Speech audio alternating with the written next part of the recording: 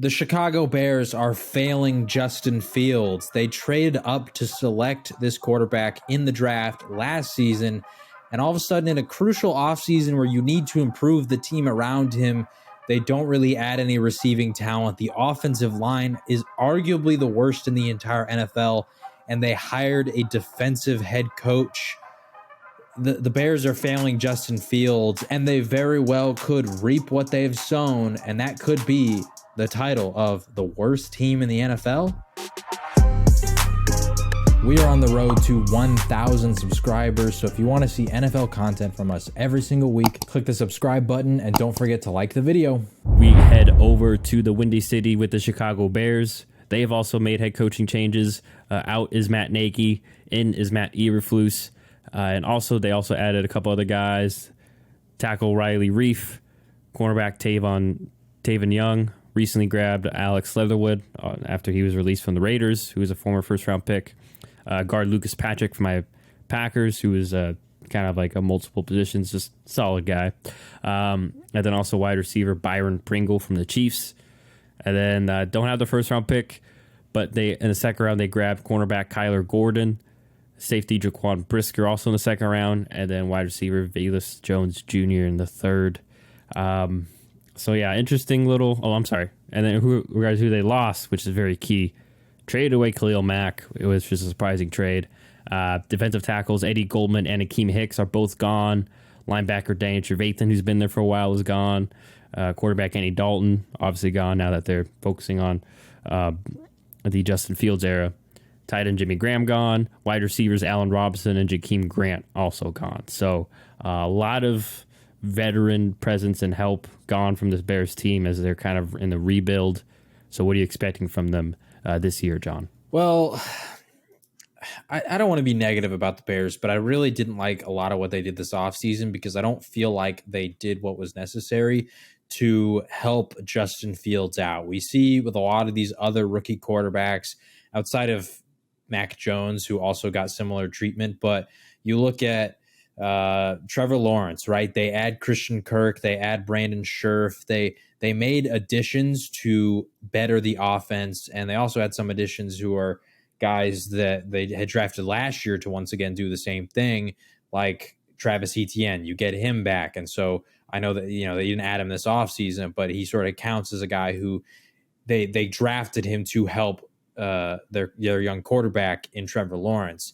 You look at Zach Wilson. They go out and they get Elijah Moore last year. Then this year they go out and they get Garrett Wilson in the first round. They got Elijah Vera Tucker in the draft. They're making moves to try and put the surrounding pieces around their young quarterback and make that as easy of a possible situation for him to succeed because of the talent that they have.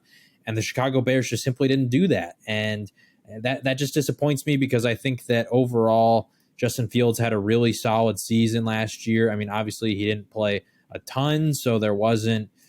I mean, he played a little bit in the second half of the year, but at the same time, he was dealing with the fact that like Allen Robinson wasn't fully bought, and he was dealing with injuries and all this different kind of stuff. And they didn't have great receivers outside of that. Darnell Mooney is very solid, but it's not like he's going to be the guy who's going to go out there and be a game wrecker for you every single game. So I don't know. I like some of the stuff that they have, but at the same time, I just think that they're not doing what it takes to really put the best pieces around Justin Fields. And I think that really shows in the fact that their offensive line is absolutely putrid. I like getting Alex Leatherwood because I think that he's a step in the right direction because he's someone who you could potentially develop, but I don't know. I wasn't super impressed with what I saw out of him in Las Vegas. Tevin Jenkins also, he was someone that a lot of people were very high on because of his physicality. He didn't work out at left tackle, and it looks like they're going to try and move him to guard. I don't know. I feel like with just all the players that they lost, they didn't do that great of a job to replace them. I like Jaquan Brisker. I thought he was a really solid safety at Penn State, and I like Kyler Gordon as well from Washington. I think that they can be very solid players on the defensive side of the ball, but their secondary was already something that they were good at with Eddie Jackson, Jalen Johnson. They didn't really have a ton of lack there. And so adding those two, I think you really solidify it, but still like on your defensive line, now your D tackles are Justin Jones and Angelo Blackson, and they're serviceable, but then you got Robert Quinn, who's good, but he's getting up there in age, and also the production that he's had the last couple of years has oftentimes been opposite an elite pass rusher like Khalil Mack or DeMarcus Lawrence, who they could get a lot of pressure and they could take a lot of pressure off of his side of the ball. So he was off, like oftentimes just going one-on-one. And that's not to discredit Robert Quinn because he had a career resurgence in this back half of his career, but he doesn't have that guy opposite of him now. And so I think that there could be a natural decline there in terms of his pass rush production. And Roquan Smith is now wanting out and he's demanding a trade. I don't expect them to give it to him, but I think that could mean that he leaves after this season. Overall, I'm just not very high on the Bears. I would not be shocked if they're the worst team in this division. That's probably what I'm predicting them to be, and it pains me because I was really high on Justin Fields coming out of the draft, and I was really hoping that he could have a lot of success.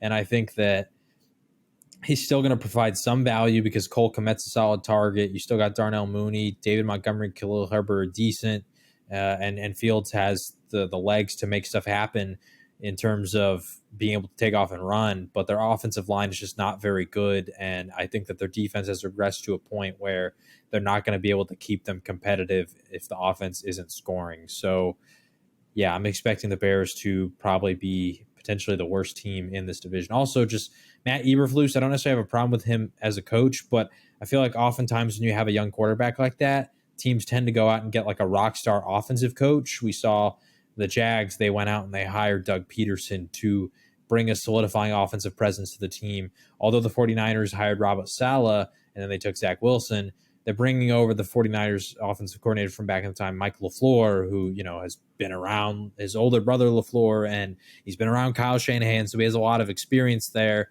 I don't know who the Bears offensive coordinator is, and he could be good. I'm actually going to look it up real quick because I don't want to get it wrong. Luke Getsky. I don't know anything about Luke Getsky.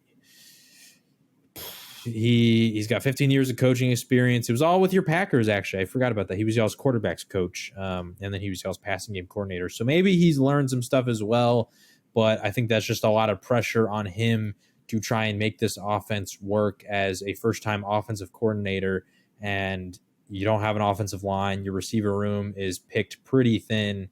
You have a young quarterback in year two. So I don't know. Like I said, I think the Bears are probably the worst team in the NFC North. Yeah, I've similar philosophy. I'm interested to see what happens with the Bears here because, like you mentioned, I mean, Justin Fields really hasn't gotten a fair shake in terms of supporting cast, and it doesn't help.